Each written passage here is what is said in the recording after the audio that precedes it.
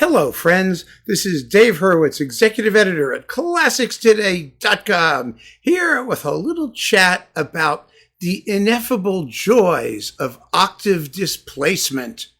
I know that sounds rather dry, doesn't it? Well, ineffable joy isn't dry, but octave displacement certainly is. What is an octave displacement, you might well ask? Well, let me tell you. It actually means several things, depending on what kind of music you're talking about. I'm talking about melodic tonal music. In atonal or serial music, octave displacement simply means the ability to substitute one note of any pitch class with another note of the same pitch class and still maintain your 12-tonedness. A pitch class is just a note, like all the C's on the piano. That's a pitch class. And so if you're writing atonal music and your melody goes bloop, bloop, bloop, blah, bloop, blah, bloop, bloop, and one of those bloops is a C, you can do bloop, or you could do bloop down at the bottom, which makes it sound even worse than it would otherwise because it breaks the melody up all over the range of the keyboard or the orchestra or whatever range you're dealing with. But I'm not talking about that kind of octave displacement.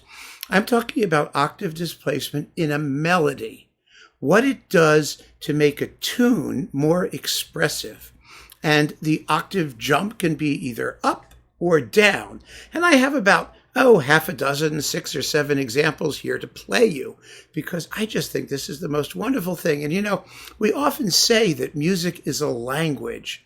And it is. It's a language. It's a language of feelings and emotions if it's tonal music with vocally expressive melody at the core. And that language has certain grammatical or syntactical habits. And octave displacement is one of them. It certainly became more one of them as the Romantic period wore on, because as you will see, it can be used to wonderful expressive purpose. Now, the first time I, as a listener, became aware of octave displacement had nothing to do with classical music. It was actually while I was watching the NBC mystery movie.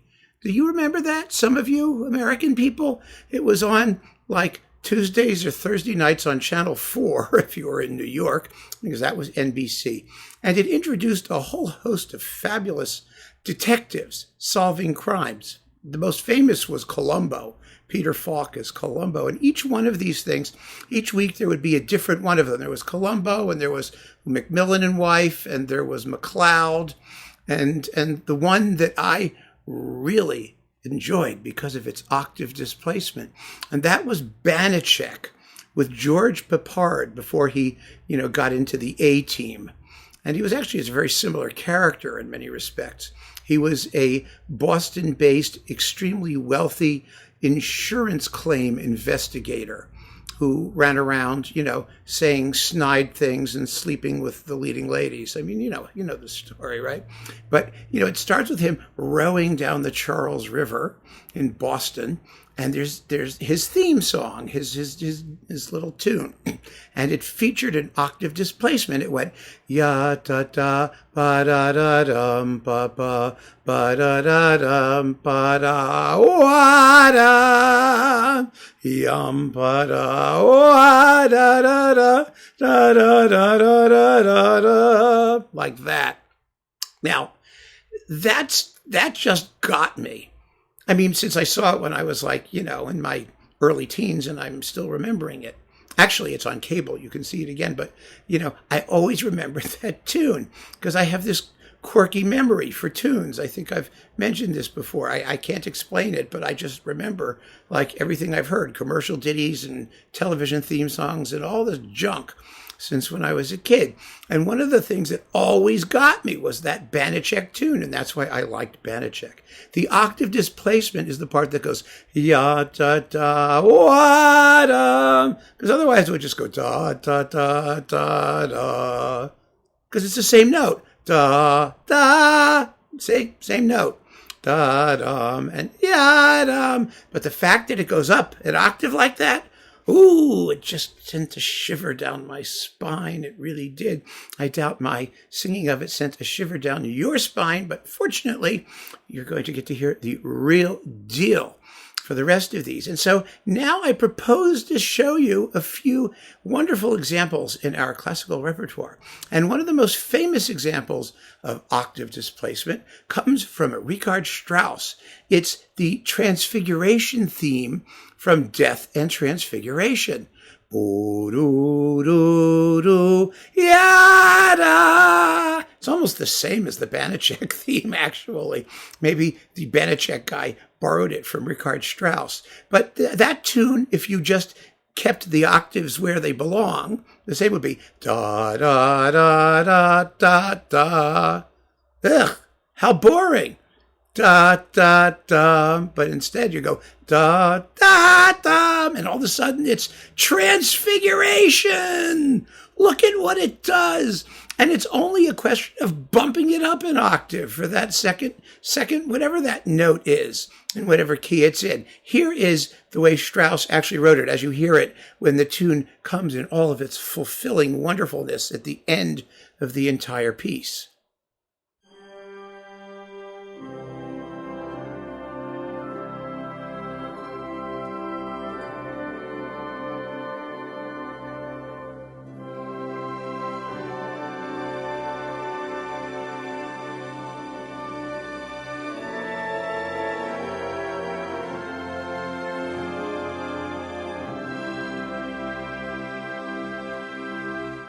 Isn't that great?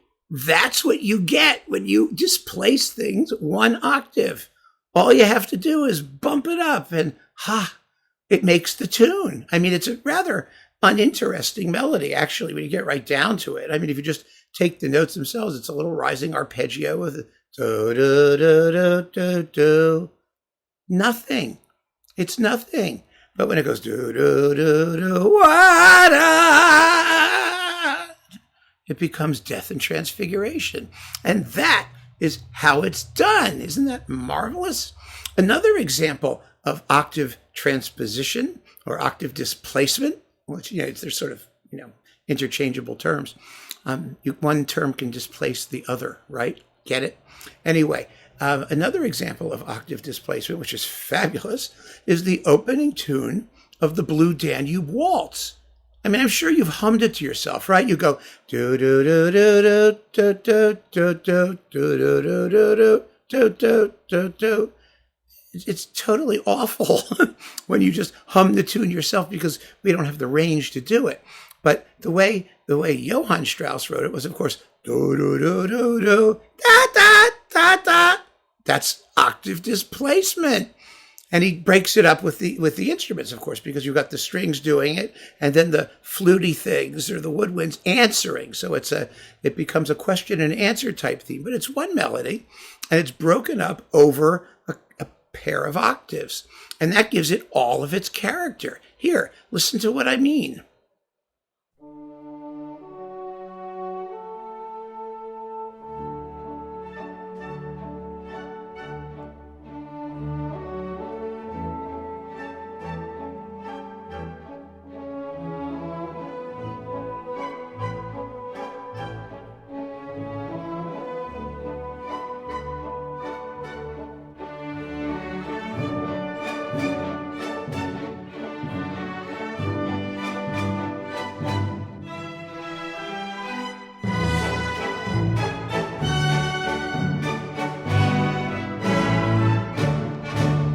You see, it does fabulous things when you can displace it an octave.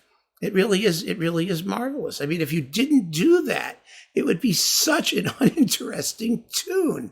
It exists because of the way it's spread out over the octaves and because of the contrasting timbres of the instruments that play it.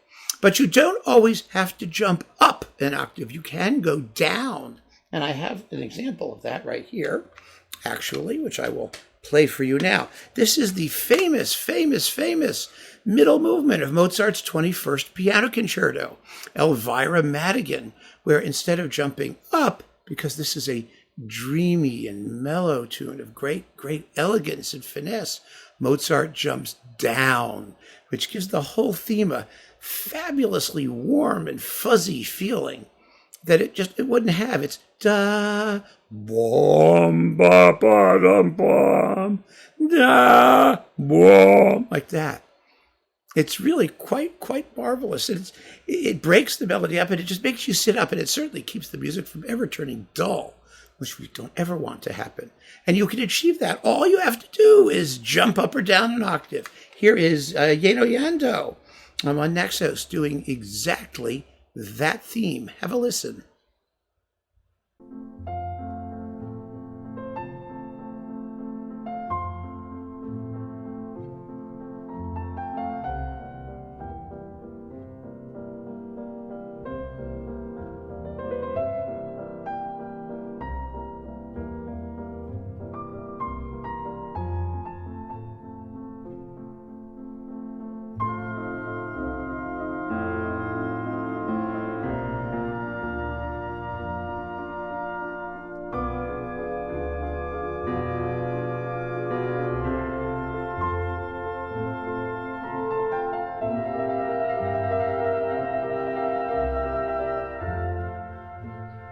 And that is octave displacement to the lower octave. Now, another way that you can use octave displacement, as we've heard for those beautiful, beautiful tunes, let me see what else I have here. Oh, I've got so much here, it's marvelous, is to create a great sense of ethereality at low dynamic levels. Something mysterious, something just that seems to float or hover in our consciousness. One person who realizes this quite fabulously is Shostakovich in his Fifth Symphony, the second subject of the first movement. You know, when the strings are just going chung, chung, chung, chung, chung, chung, chung, chung, and on top of that, the violins are going do, do, do, do. Well, the very end of that melody features a fabulous example of octave displacement. It's on the very last note of this example when the violins go all the way up to the top of the range and just hold on to it. And it's so haunting as a result. Imagine just how dull it would be if they didn't do that. You know, it's do, do, do, do. Instead of do, do, they go do, ah, all the way up there, very softly. Here, listen to this beautiful, beautiful, haunting melody and to the octave displacement on its very last note.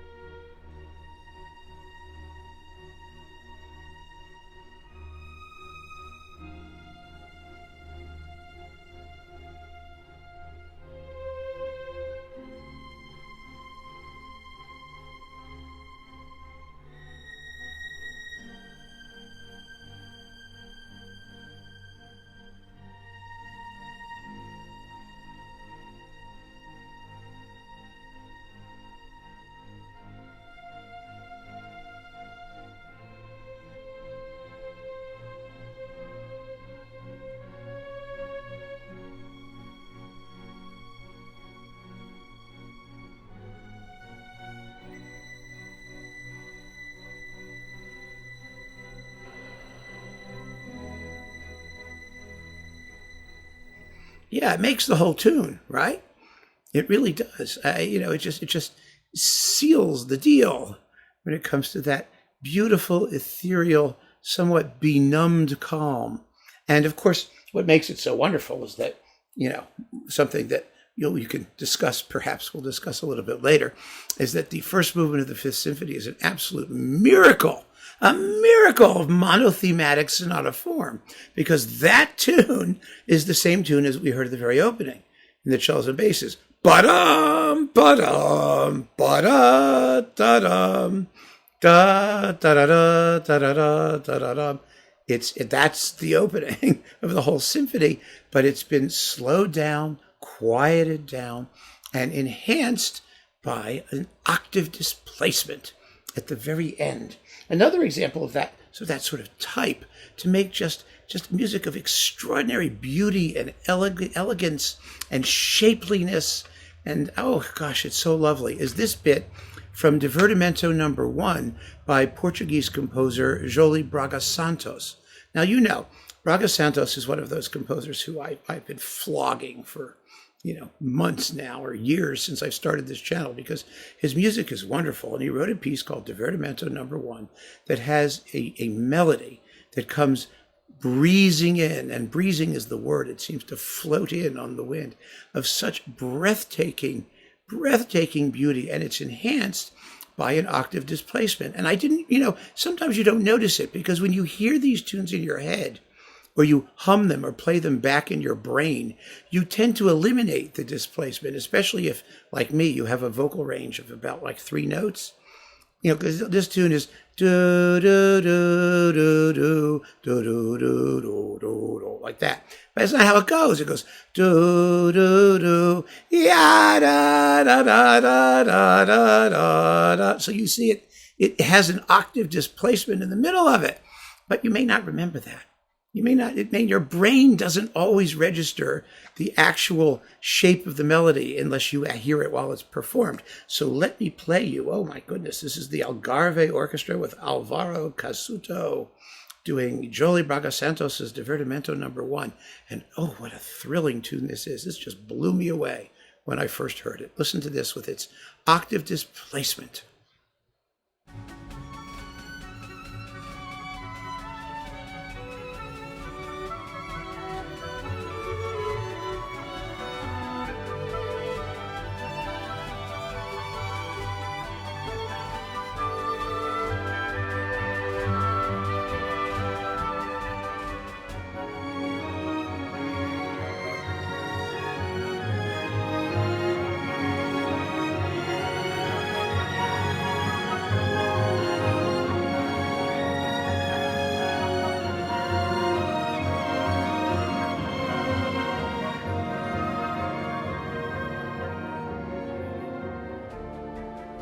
You hear that?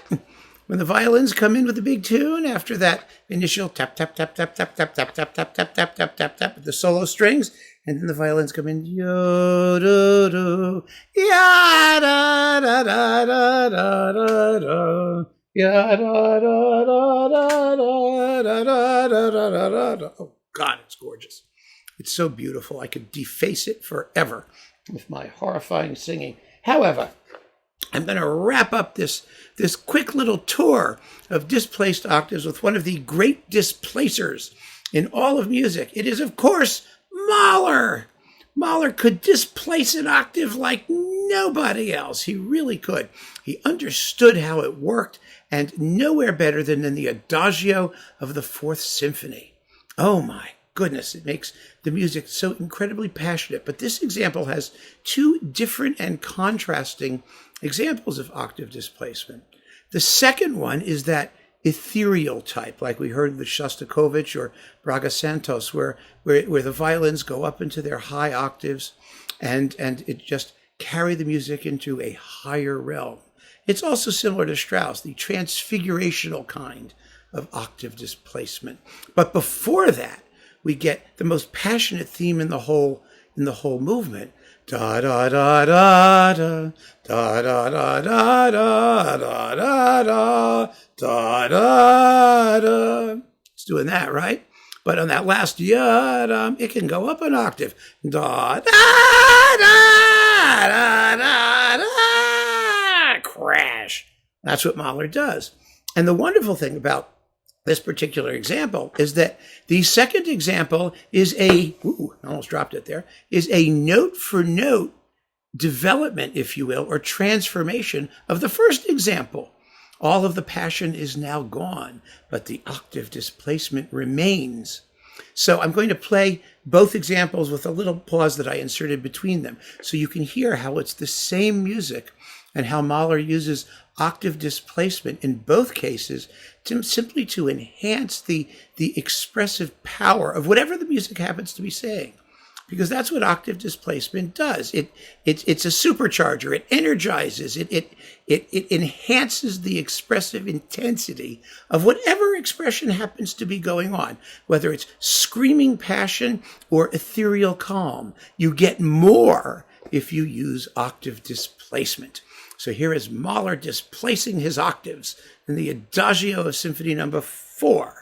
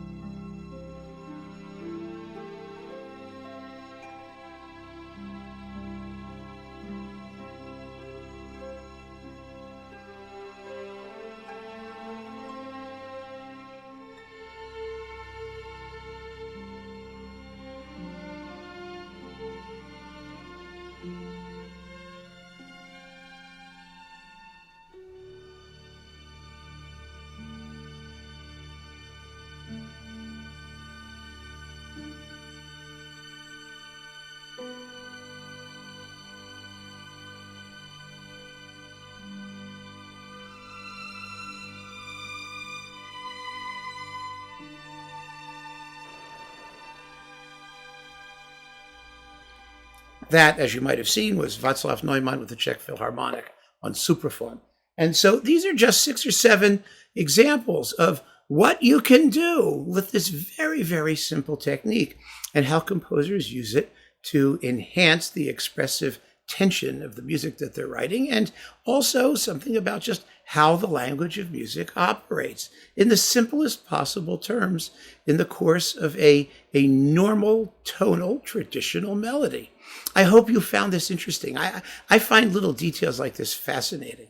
And, you know, when you compare little melodic types or habits or topoi, as you might call them, topics, they're grammar, bits of grammar even, you know, if you want to use it that way, in the language of music that makes it so expressive for us when we listen. So keep on listening for your displaced octaves. And if you have some examples of them that you'd like to propose, let me have them.